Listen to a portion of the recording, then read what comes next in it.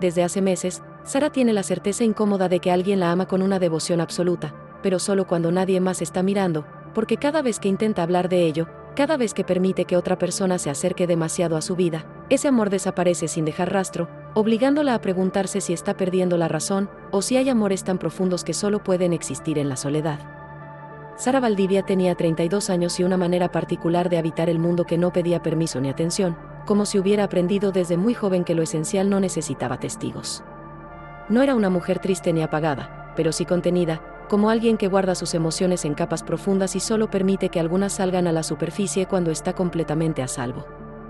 Vivía sola en un departamento antiguo de techos altos y ventanas largas, en una calle tranquila donde los árboles parecían vigilar el paso del tiempo con una paciencia inmóvil, y donde las tardes se llenaban de sombras alargadas que se deslizaban por las paredes como pensamientos que nadie terminaba de formular.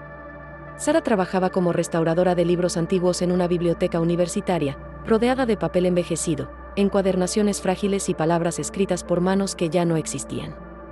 Amaba su trabajo porque le permitía tocar el pasado sin necesidad de revivirlo, porque entendía que no todo lo roto debía volver a ser nuevo, que algunas marcas eran parte de la verdad de las cosas.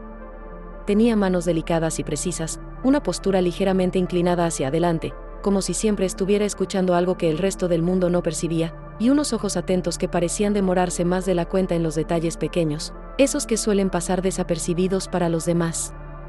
Había tenido relaciones antes, algunas breves, otras más largas, pero en todas había experimentado una sensación similar, la de estar presente sin ser completamente vista, de amar con intensidad mientras aprendía a reducir sus propias necesidades para encajar en la vida de alguien más. Con el tiempo, esa repetición silenciosa la había llevado a construir una rutina tranquila y autosuficiente, una soledad que no dolía, que no gritaba, pero que se había vuelto tan familiar que ya no sabía si la había elegido o simplemente aceptado. Fue en medio de esa calma aparente cuando comenzó a notar una alteración mínima en sus días, algo tan sutil que al principio dudó de sí misma. No fue una aparición ni un suceso extraordinario, sino una sensación persistente, una certeza suave de no estar del todo sola incluso cuando lo estaba. La primera vez ocurrió una noche común, después del trabajo, cuando dejó las llaves sobre la mesa de la entrada y percibió un aroma a café recién hecho que no pertenecía a su casa ni a su memoria inmediata. Ese aroma la atravesó con una emoción tan específica que tuvo que apoyarse contra la pared para recuperar el equilibrio, porque no evocaba un recuerdo concreto, sino una vivencia completa, la sensación inequívoca de haber sido amada en un espacio cotidiano, seguro, sin urgencias.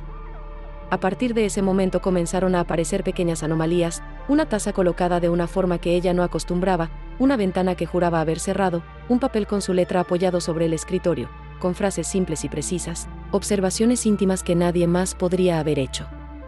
No eran declaraciones de amor ni promesas grandiosas, sino detalles exactos sobre su forma de existir, sobre cómo siempre dejaba una lámpara encendida por las noches, sobre su costumbre de esconder documentos importantes dentro de libros que nunca volvía a abrir, sobre la manera en que se mordía el labio inferior cuando algo la conmovía y no quería admitirlo. Lo más desconcertante no era la lógica de esos hechos, sino la emoción que despertaban en ella, porque junto a esas señales crecía una sensación clara e innegable de ser amada profundamente, de una manera tranquila y sostenida, sin exigencias ni condiciones. Sara no veía a nadie ni escuchaba voces, pero su cuerpo reaccionaba como si alguien estuviera cerca, como si una presencia invisible la acompañara desde un lugar íntimo, protegiéndola sin invadirla.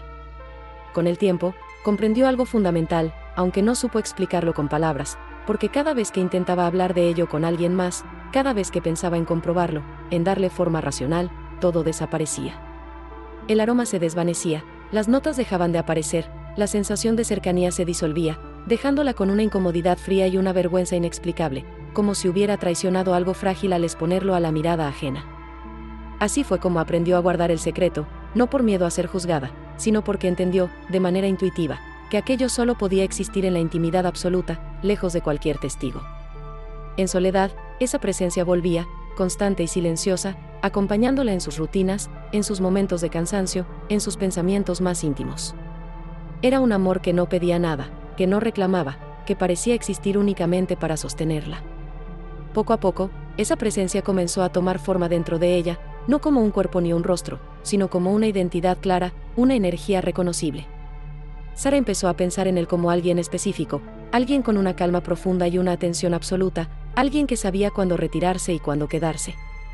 El nombre apareció una noche sin previo aviso, mientras se miraba al espejo y no se reconocía del todo, comprendiendo de pronto que esa presencia se llamaba Santiago, y que pronunciar ese nombre en voz baja le provocaba una sensación inmediata de pertenencia, como si hubiera estado esperando decirlo toda su vida. Santiago no tenía una historia propia visible, no existía fuera de ella, y sin embargo, parecía conocerla mejor que nadie. Estaba hecho de sus silencios, de sus decisiones no tomadas, de sus versiones posibles, de todas las veces que había deseado ser elegida sin tener que explicarse. Él habitaba el espacio entre lo que fue y lo que pudo haber sido, acompañándola desde un lugar que no necesitaba pruebas.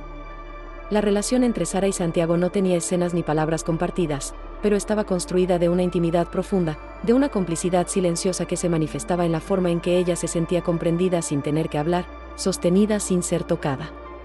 Era un amor delicado y constante, y precisamente por eso, profundamente vulnerable. El equilibrio se rompió cuando Sara conoció a alguien real, una persona amable, presente, que le ofrecía una posibilidad distinta, más visible, más compartida. Fue entonces cuando comprendió la regla que había estado operando desde el inicio, porque cada vez que se abría a la mirada de otros, cada vez que se permitía ser vista y elegida en el mundo tangible, Santiago se desvanecía, no como un castigo, sino como una consecuencia inevitable. Sara entendió que estaba frente a una elección imposible de nombrar, no entre realidad y fantasía, sino entre dos formas de existir, una vida visible, imperfecta y compartida, o una vida secreta sostenida por un amor absoluto que solo podía existir en la soledad. No había respuesta correcta, porque ambas opciones implicaban una pérdida.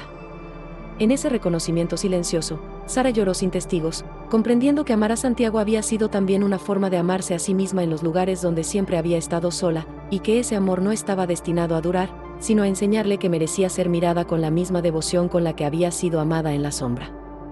Y aunque el mundo siguió avanzando, y Sara continuó con su vida, algo en ella permaneció intacto, una certeza íntima de que el amor más profundo que había conocido había existido precisamente porque nadie más lo vio, y que algunas historias no están hechas para ser compartidas, sino para transformar silenciosamente a quienes se atreven a vivirlas.